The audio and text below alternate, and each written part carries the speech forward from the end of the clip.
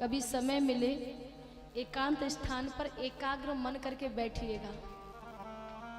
किसी भी प्रकार की आपको ध्वनि परेशान ना करे, ऐसे स्थान पर बैठिएगा, नेत्र बंद कीजिएगा और नेत्र बंद करने के बाद हमें एक ही प्रश्न करना है, मैं कौन हूं। और मैं तो ये कहती हूँ कि जब तक इस प्रश्न को करते रहिए, जब तक करते रहिए, जब तक इसका उत्तर आपको स्वयं प्राप्त ना हो जाए। बोले महाराज उत्तर कैसे प्राप्त होगा? बोले करके देखिएगा, उत्तर भी एक ना एक दिन तुम्हें प्राप्त हो ही जाएगा। हम सोचते हैं कि मैं शरीर हूं, तो प्यारे जब ये शरीर उस मिट्टी में मिलता है, इसमें आग लगा दी जाती है, हम क्यों नहीं रोक पाते? अगर मैं शरीर हूं तो अगर मैं शरीर हूं तो बुढ़ापा कौन चाहता है? कोई चाहता है कि हम पर बुढ़ापा आए? लेकिन बुढ़ापा फिर भी आता है, क्यों नहीं रोक पाते? हम तो शरीर है ना, कर सकते हैं? नहीं कर सकते, क्योंकि मैं तो शरीर हूं ही नहीं। तो फिर मैं कौन हूं?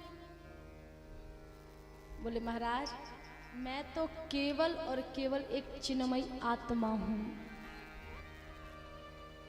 और ऐसी आत्मा जो अपने प्रिय प्रियतमा को ढूंढ रही हूं।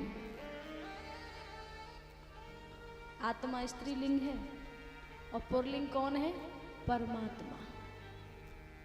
आत्मा का पति कौन?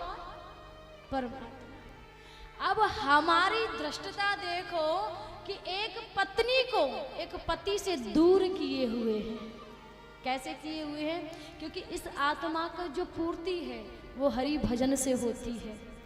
अब सत्यता में परिचय दीजिएगा कि जब 9 महीने माँ की कोख में जीव उल्टा लटका रहता है, नाना प्रकार के कष्ट पाता है, अब प्रभु को याद करता है कि प्रभु अब तो बड़ा कष्ट है, अब तो वेग निकालो, अब ये कष्ट सहनीय नहीं है, असहनीय हो गया है, निकालिए बाहर।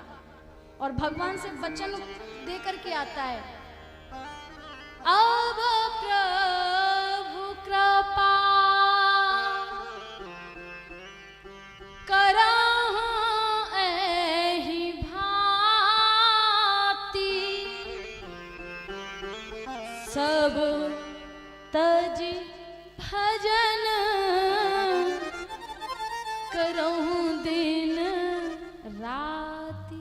अब देखिए जीव का क्या वचन दे करके आया कि हे प्रभु बस एक बार मैं आपसे वचनबद्ध होता हूँ, मैं सदैव आपका भजन दिन रात एक कर दूंगा, इतना भजन करूंगा, संसार की ओर तो देखूंगा भी नहीं, पलटूंगा भी नहीं, क्योंकि संसार में गया तो संसार माया पकड़ लेती है, मैं देखूंगा ही नहीं। प्रभु एक बार अवसर दीजिए। और ये सिर्फ एक जीव ने वादा नहीं किया है, हम सब ने वादा किया है, सब ने।